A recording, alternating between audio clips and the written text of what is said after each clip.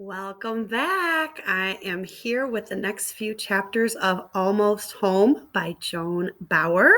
When we last left, we were learning about a young girl named Sugar May Cole and her mother, Reba, and they are running into some money problems right now. And Sugar is also working on an assignment for school that she is afraid will get read aloud to the class. So let's continue with our journey into Almost Home. Chapter 3. Mr. B read my poem on bad persuasion a couple of times and shook his head. I figured that meant I had failed, and it was a rough blow after emptying my heart about my mess of a father. He looked up at me and took a huge breath. You did it, Sugar. You did me in. It will kill me not to read this to the class. I broke out in a grin. Have you talked to someone about your dad? This isn't easy stuff. I've talked to my grandpa, and now you. And that helped? Talking to him always helped. I mentioned the locked drawer. Do me a favor, write about that drawer sometime. I wasn't sure my brain had that kind of range, but I said I'd try. I appreciate how hard you try, Sugar. He twirled Klaus in the air after he said it. I never want to leave sixth grade. Ever. I mentioned this to my friend Woody as we were walking to the cafeteria. There's more to life than sixth grade, he said. I can't imagine having a better teacher than Mr. B. I mean, how many rubber chickens are there in education? He nodded. Klaus might be the only one. That's when Harper Willem crashed against me giggling. I dropped my books. She grinned. I felt my face turn red, but I just smiled bigger at her. Woody put his face close to hers. Nice imitation of a truck, Harper, then helped me pick up my books. My poem about Mr. Leland landed in the corner. Woody headed for it. Don't read that. It's personal. Wrong thing to say. Harper scooped it up. I screamed, Give it to me, Harper. I tried grabbing it as she read out loud. There are people in our lives we cannot trust, and one of those people in my life is my father. She was laughing, and I hated her. I didn't care what Reba said about being sweet. Is there Gorilla Glue for fathers, I wonder? She smirked. I felt my face turn purple. Woody grabbed the paper from her. So many kids were watching. Now everybody knew. Staying in sixth grade forever didn't sound like a great idea anymore. Mr. B walked up. He didn't usually get angry, but he was now. He pointed a finger at Harper. That was a cheap shot, Harper. Just so all of you know, this was the best poem in the class. It took great courage to write it, and don't any of you make fun of something that rings so deep and true. He stared at Harper, who was looking down. I was about to take a break, but I'd much rather take you to the principal's office. For what? She shouted. For inappropriate, unkind, and asinine behavior. Kids gasped at the A word. Any questions? Mr. B demanded.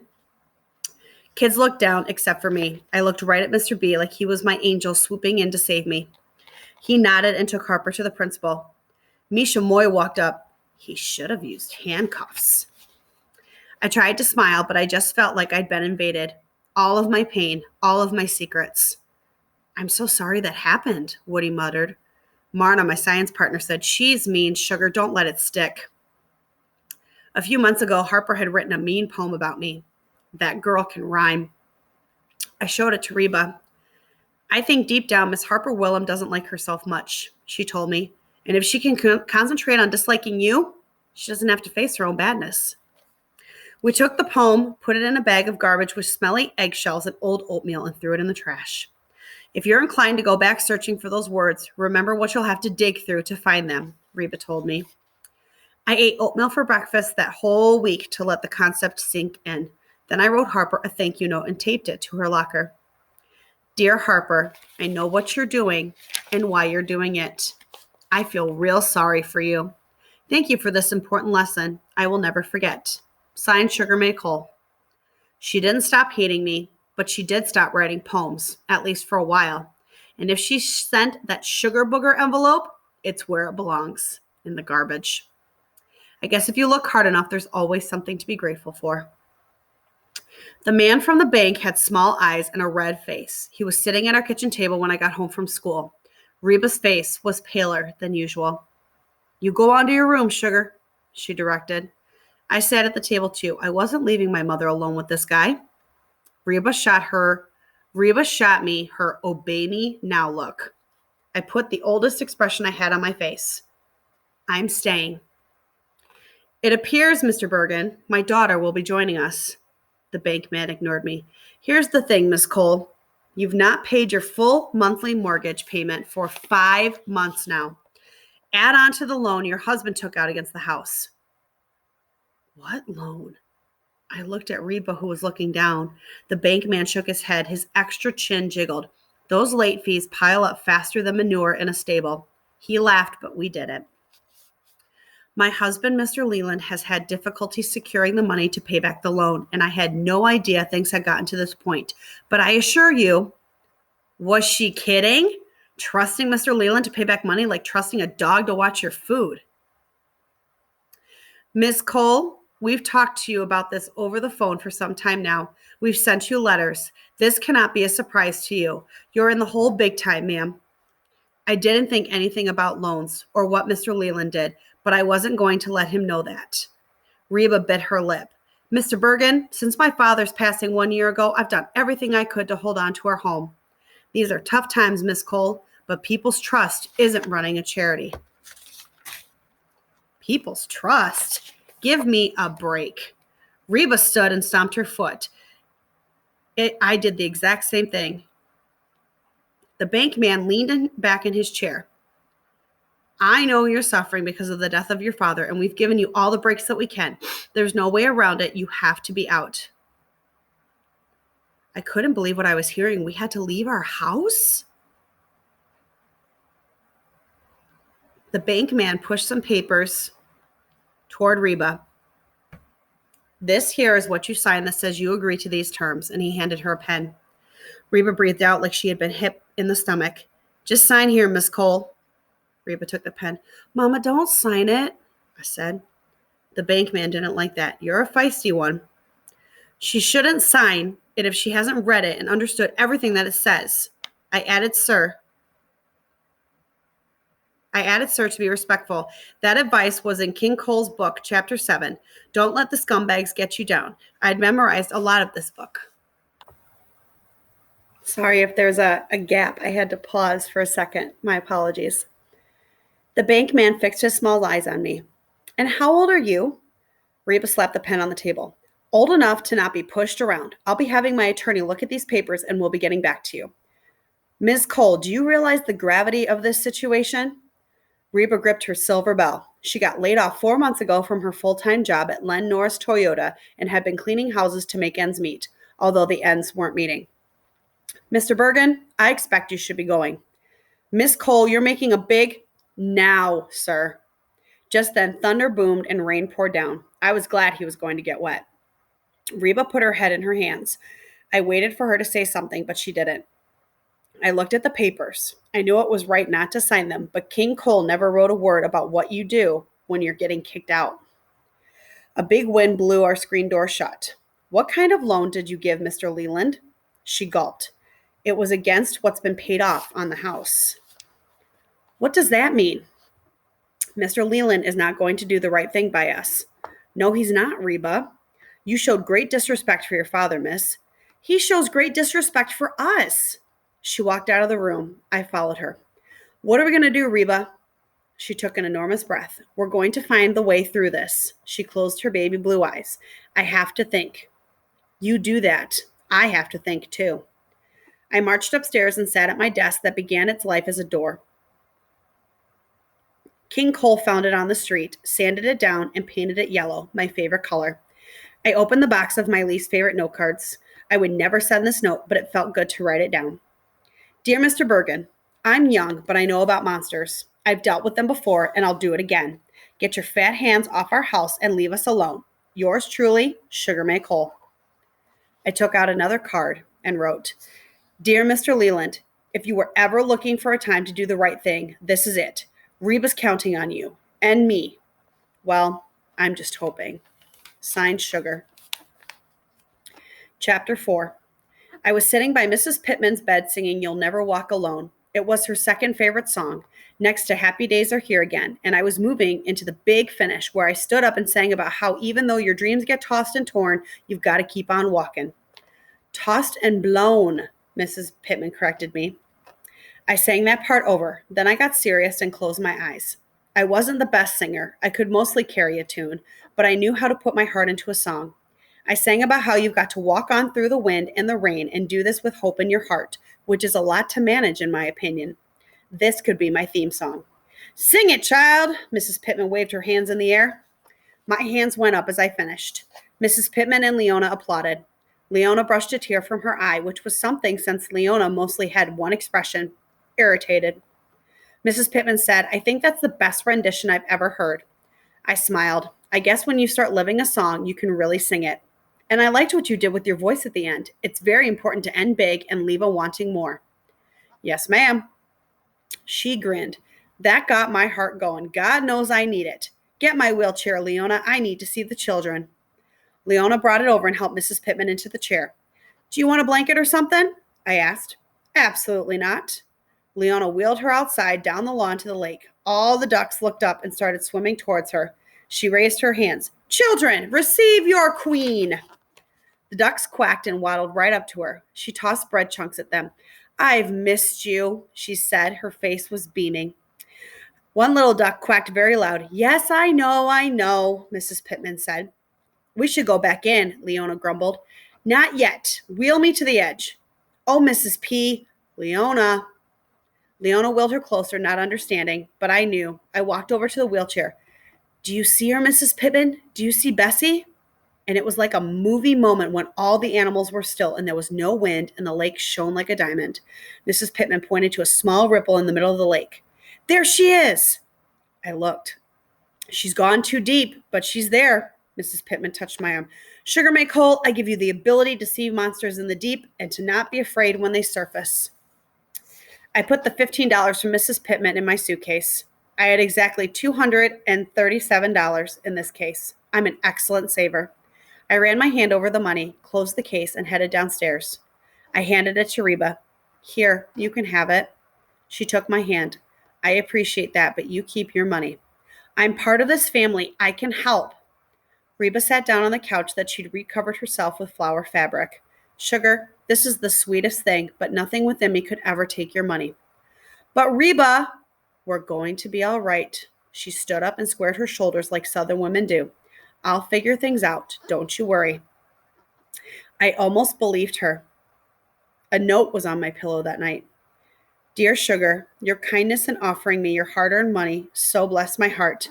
I spent the rest of the day thinking about all the riches I have, and topping that list is you. We're going to find the best way through this. I promise you that. Sleep sweet, my girl. With love and thanks, Reba. I pulled down my window shade and crawled into bed. Where in the world could we find a new place to live in 2 weeks? I had a long night. I kept getting out of bed and walking through the house, remembering when we moved here after Reba and Mr. Leland got divorced the first time. I was in 2nd grade, and King Cole and Reba scrapped together all they had and bought this house together. We were so proud to have our own little place. We painted the front door emerald green. It wasn't the best paint job, but I remember going through that door and feeling like my life was fresh and new and all the shadows from Mr. Leland's gambling were behind us. King Cole and I painted the wooden fence white, and we fixed the cement steps. Reba and I planted peonies in the garden, and she repaired the rips in the screen door with clear nail polish. Mr. Leland lived with us a few times, but never stayed for long. He only cared if there was food and beer in the refrigerator, but me, Reba, and King Cole took care of this house with everything we had. How could we be losing it? But Reba always told me things look better in the morning. Morning came eventually. The sun was shining. Dewdrops glistened on the windows. Something to be thankful for. I had to write. Dear God, thank you for sending the sun and dew this morning. I needed that. A pot of money on the front porch wouldn't hurt either. Ha ha. I hope all is well with you. Yours very truly, Sugar May Cole. Chapter 5. I was waiting for Reba in the parking lot of Real World Food. I'd just as soon be home, but Reba said, tough luck, wait. I had a science experiment that Marta and I were supposed to be doing. We were going to make water glow by breaking open a highlighter pen. and removing the felt tip. There were some other steps too, but we had failed this first one. Marna broke open the pen and got yellow dye on both of our shirts. She said her mother was going to kill her, and this was not a hypothesis. Reba said, well, yellow is your favorite color. I didn't want to think about glowing water right now. I put down my green bag and sat on the bench. I don't want to hear any more lip from you, a big man shouted to a girl a little younger than me. She was holding something in her arms, wrapped up in a blanket. A baby, I guess. But Daddy, she said, crying, I haven't got time for this. But he needs me, she shouted. Get in the car, Jenny. He shouted and walked to a big SVU. Did you hear me? Everybody heard you, mister. The girl, Jenny, was crying and looking around, desperate. She ran over to me. You like puppies, right? She pulled down the blanket She pulled down the blanket, and what she was holding wasn't a baby. It was a little brown and white dog. What? You want him, right? I can't have a dog. If you don't take him, my dad's taking him to the pound, and they'll probably kill him. The dog buried his nose in a blanket. She put the dog in my arms. She was crying now. My dad kicks him when he barks, so he's kind of nervous, but he's a really good boy. Really. She put him in my arms. I felt him shake a little. Your dad kicks him? She looked down and nodded. He's quiet, too. His name is Shush. Cute, huh? So you can take care of him, and when he's older, you tell him that Jenny always loved him, and I'm sorry for all that happened. She was all out crying now. I held the puppy tight. I didn't think about how I would feed him or any of that. I will, I told her. The girl ran off and got into an SVU. I held him close. Nobody's going to kick you anymore. He nuzzled my hand. You're going to have to do this exact thing to Reba's hand when she gets here. You're going to have to be the cutest dog in America. The puppy whined. What a sweet puppy. What's his name? A woman asked. Shush. He wiggled as far under the blanket as he could. She patted the blanket. He's a shy little thing. Just then a car horn blasted and the dog jumped up. Whoa, I said, gathering him back in the blanket. It's okay. Actually, it wasn't close to okay. Reba was going to kill me, but I didn't think mentioning that to the dog right now would get us anywhere. Me, I like to know what's what, so I opened the blanket just a bit and said, that noise you heard was a car horn. I want the chocolate cereal, Mommy. I want it. I want it. A small child threw herself in front of the bench where I was sitting. The dog shook and the kids screamed. The girl's mother dragged her to the car. The puppy was struggling to get free. I whispered, that last noise you heard, that wasn't a car horn. That was a brat. I looked up to see Reba standing there. Who are you holding that dog for? Well, the thing is, perhaps the better question is, what are you doing with the dog? I tried to explain. I didn't know what to do, Reba. It happened so fast. Well, I know what to do. She took out her pink phone, pushed some buttons. What's the closest animal shelter near Round Lake? I uncovered the dog so Reba could see all his adorableness. She turned away. Could you connect me, please? Earlier in the day, I hadn't once thought how good it would feel to hold a puppy. Reba waited and waited and waited some more. Then she snapped her pink phone shut. Ugh, they're closed. Good, I thought. The puppy put his paw on my hand and closed his eyes. It would be good if you could do that to Reba. His name is Shush and he's real quiet, I mentioned. You want to hold him? She backed off. I do not. I cocked my head to the side and the dog did too. I left you alone for 1 minute, sugar. It was more like 15. Lord, give me strength. We could both use some of that. I laid the puppy gently in Reba's arms. He put his little paw on her shoulder, put his head on her chest, and closed his eyes. I'm not looking at him, sugar. She stared over at the bottle recycling machine.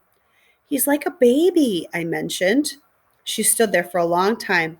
I picked up the 2 bags of groceries. The puppy made a tiny noise and a smile started on Reba's face. I'm not smiling, she said.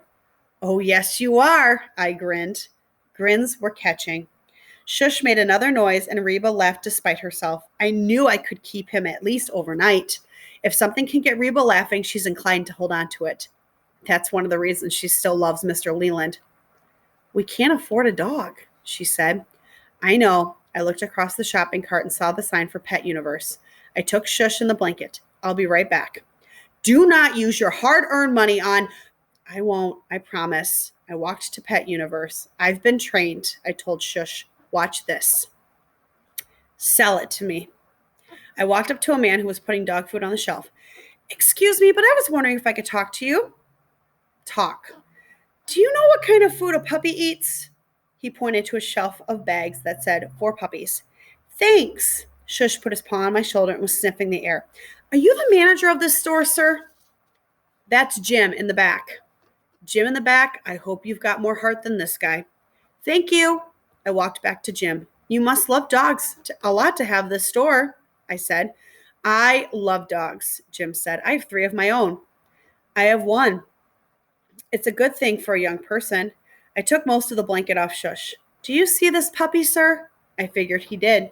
This puppy is going to be one of those helper dogs that goes to hospitals and shelters and makes people feel better. Excuse me. Jim in the back scratched Shush's head. Good for you. Yes, sir. And I was just given this dog, but I don't have any money for food. But I promise you, I'm going to care for this puppy like it's my baby brother. I gulped. Jim looked at me like I was crazy. Jim, you don't know the half of it. I was wondering, Mr. Jim, if you'd like to be a sponsor for this dog and give us some food. I'll mention Pet Universe every chance I get. Jim looked at me strange. You can say you knew him when, I added. He handed me a dog treat, and it wasn't that I wasn't grateful, but I needed more than that, and I told him so. I've been in the pet supply business for 25 years, and this is a first, he told me. I nodded. We really need your help, Mr. Jim. This is one special dog I'm holding. He handed me a bag of puppy food and a box of dog biscuits. Then a lady handed me a dog toy in the shape of a bunny. Thank you. I'll come back and give you updates on how he's doing. I headed out the door with Shush in one arm and food in the other. Mr. B, you're a true genius.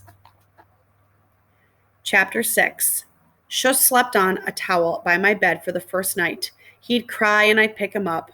This was probably happening 5 times. He only had 1 accident, and I decided not to mention that to Reba. The dog was hiding under the kitchen table. I put out his food, but he didn't touch it. I put the bunny toy from Pet Universe next to him.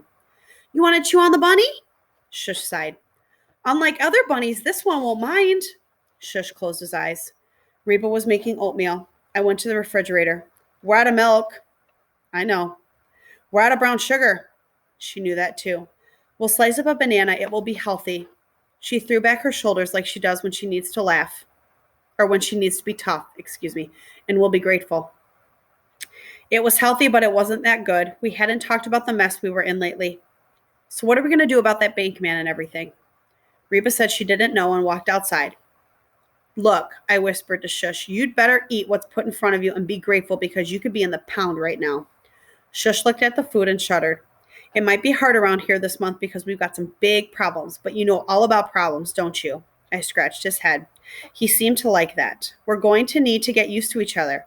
One thing you should know, you can count on me. I'm not one of those kids who say they'll do something and then forget. I scratched his little head some more and made the bunny toy squeak. That's a good noise, right? Do me a favor. When you get around to chewing this, pretend it's the bank man. What a lovely thought, Reba said from the porch. Dear Mr. Jim, I want to thank you for your generosity in giving me that bag of puppy food. I know my dog will love it when he gets over being so stressed. He's really chewing the life out of the bunny toy, though, and both my mother and I want to thank you for it. Last night, my mother stomped on the bunny, and it brought a smile to her face. I've already mentioned your kindness to our neighbor, and she said she'd never given her anything for free, and she felt the time had come. So if Mrs. Mulch comes over looking for free cat food, I know you'll know what to do. Thanks again for being a friend to a lonely dog. If I meet any other needy dogs, believe me, I will send them to Pet Universe. Yours very truly, Sugar Make Whole. I'd just gotten back from mailing the letter. Shush was hiding under the kitchen table, but his food bowl was empty. Good boy, you ate!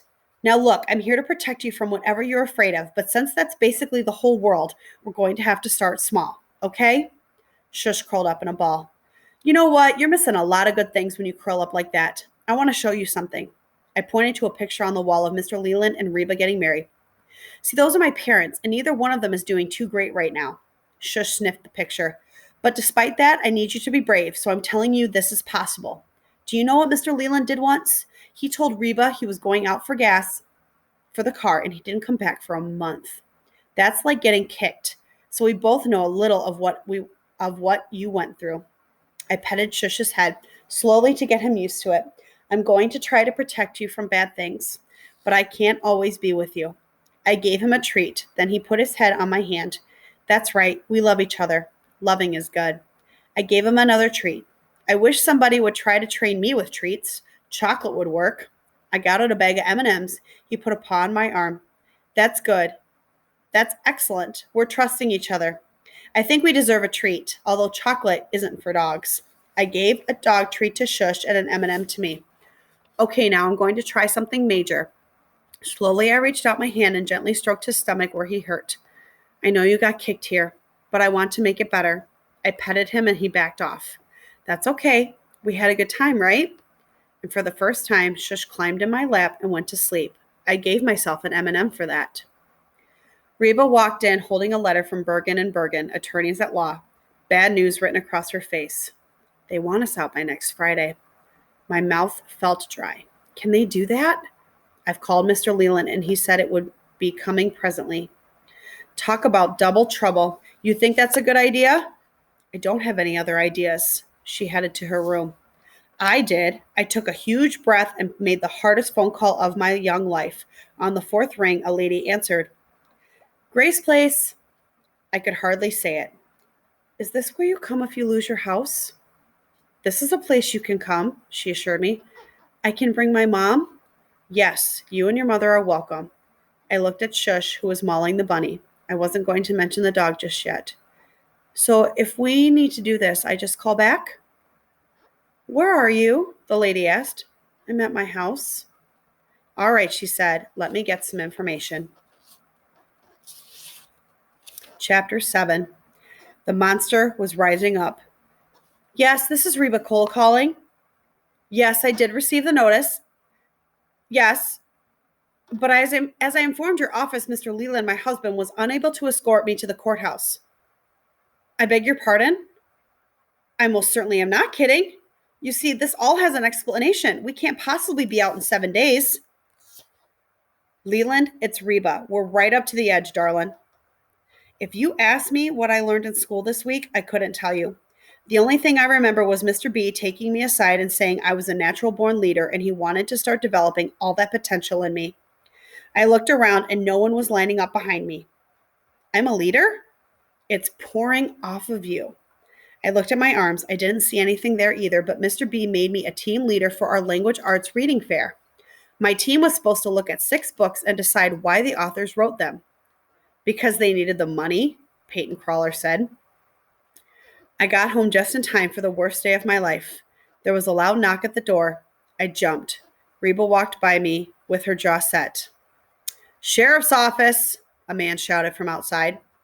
Reba threw back her shoulders. They most certainly cannot come in here. This is my father's house. I know you're in there, Mrs. Cole. Do not enter these premises, Reba shouted. She was wearing her special grit shirt for the occasion. That stands for Girls Raised in the South. It sounded like the door was being yanked off the hinges. Sheriff's office, I've got an eviction notice for you, ma'am. We can do this the easy way or the hard way. My bag was packed so full I had to use duct tape to close it. Go to your room, sugar, Reba directed. I shook my head. I'm staying right here. She sighed. All right, then. A pry bar broke the lock on our door and the sheriff busted in. He took one look at Reba standing there, small and pretty. She had all her makeup on and the sparkly earrings Mr. Leland gave her the last time he won big at poker. The sheriff coughed. I hate this part of my job, he said. Reba raised her chin and said each word slow. I would dearly hope so, sir. The sheriff gulped and looked at me. I glared at him with everything I had. Reba stood there like a Southern belle who didn't take guff from anybody. Mr. Leland, my husband, has the check for the bank, but unfortunately he has been delayed. I informed the bank of this. I informed your office. Reba, if you think he's coming, you're crazy.